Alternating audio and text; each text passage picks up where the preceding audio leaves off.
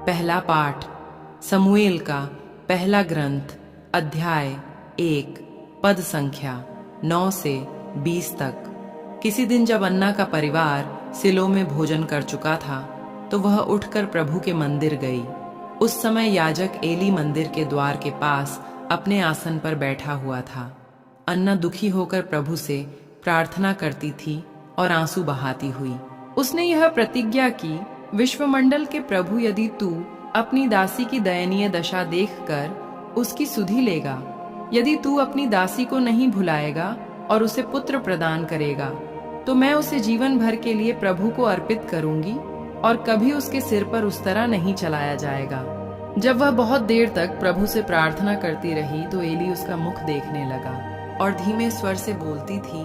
उसके होंठ तो हिल रहे थे किंतु उसकी आवाज नहीं सुनाई दे रही थी, इसलिए एली को लगा कि वह नशे में है। उसने उससे कहा, कब तक नशे में रहोगी? जाओ और नशा उतरने दो।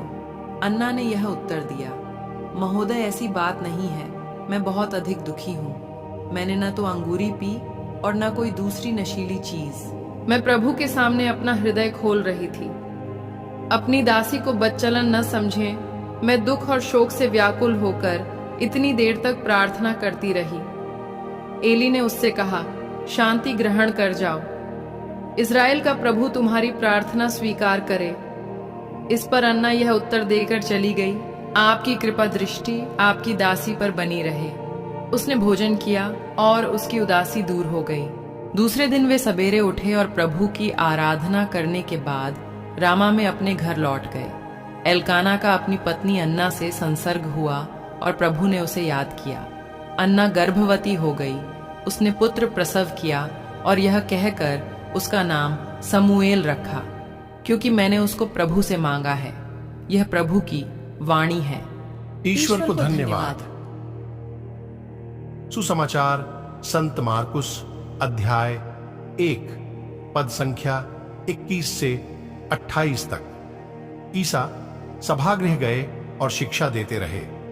लोग उनकी शिक्षा सुनकर अचंभे में पड़ जाते थे, क्योंकि वे शास्त्रियों की तरह नहीं बल्कि अधिकार के साथ शिक्षा देते थे। सभागृह में एक मनुष्य था जो अशुद्ध आत्मा के वश में था। वह ऊंचे स्वर से चिल्लाया, ईसा नाजरी, हमसे आपको क्या आप हमारा सर्वनाश करने आए हैं? मैं जानता हूं कि आप कौन हैं, ईश्वर के भेजे हुए परम पावन पुरुष। ईसा ने यह कहते हुए उसे डांटा, चुप रहा, इस मनुष्य से बाहर निकल जा। अब दूत उस मनुष्य को झकझोर कर ऊंचे स्वर से चिल्लाते हुए उससे निकल गया। सब चकित रह गए और आपस में कहते रहे, यह क्या है? यह तो नए प्रकार की शिक्षा है। वे अधिकार के साथ बोलते हैं, वे अशुद्ध आत्माओं को भी आदेश देते हैं और वे उनकी आज्ञा मानते हैं। ईसा की चर्चा शीघ्र ही गलीलिया प्रांत के कोने कोने में फैल गई। यह प्रभु का पवित्र सुसमाचार है। हे ख्रीस्त, तेरी स्तुति हो। मनन चिंतन। हम यीशु को विश्राम के दिन सभागृह में प्रवेश करते हुए पाते हैं और लोग उसकी शिक्षा से आश्चर्यचकित हो जाते हैं। शास्त्रियों के विपरीत यीशु एक अद्वितीय अधिकार के साथ बोलते हैं, जो उन्हें सुनने वालों को मंत्रमुग्ध कर देता है। उनके शब्दों में एक दिव्य प्रभाव है जो लोगों के दिलों में गूंजता है। जैसा कि यीशु सिखाते हैं, अशुद्ध आत्मा से ग्रस्त एक व्यक्ति सभागृह की शांति को बाधित करता है। शैतान यीशु को पहचानता है और घोषणा करता है, ईसा नाजरी, हमसे आपको क्या आप हमारा सर्वनाश करने आए हैं? यहां तक कि दुष्ट आत्माएं भी ईश्वर के परम पावन यीशु के अधिकार को स्वीकार करती हैं। इस अशांति के जवाब में यीशु ने अशुद्ध आत्मा को उस व्यक्ति से निकल जाने का आदेश दिया और तुरंत वह व्यक्ति मुक्त हो गया।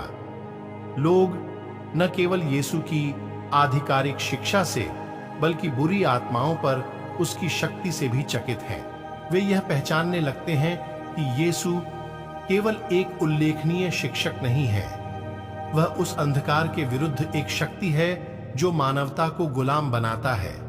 आइए यीशु के अधिकार को पहचानें। उनकी शिक्षाएं केवल शब्द नहीं हैं, वे दिव्य सत्य का भार रखते हैं। जब हम उनके शब्दों को सुनते हैं और उनकी शिक्षाओं का पालन करते हैं तो हम एक परिवर्तनकारी शक्ति का अनुभव करते हैं जो हमें पाप की जंजीरों से मुक्त कर देती है। आइए हम आध्यात्मिक लड़ाइयों की वास्तविकता को स्वीकार करें। जिस प्रकार प्रभु यीशु ने अशुद्ध आत्मा का सामना किया, उसी प्रकार हमें भी चुनौतियों और प्रलोभनों का सामना करना पड़ सकता है। फिर भी हमारे मार्गदर्शक और रक्षक के रूप में यीशु के साथ हमारे पास अपने जीवन में अंधकार की ताकतों पर काबू पाने का अधिकार है। हमें पाप के बंधन से मुक्त करने का उनका अधिकार और क्षमता हमारे दिलों को विस्मय और कृतज्ञता से भर देना चाहिए। जैसे ही हम अपने दैनिक जीवन में यीशु से मुलाकात करते हैं, हम उनकी परिवर्तनकारी शक्ति के प्रति खुले रहें और ईश्वर के पवित्र अधिकार के गवाह बने। आइए तब हम सभी आज के वचन पर मनन चिंतन करें। आप सभी विश्वासी भाई बहनों को परमेश्वर आशीष प्रदान करे। आमीन।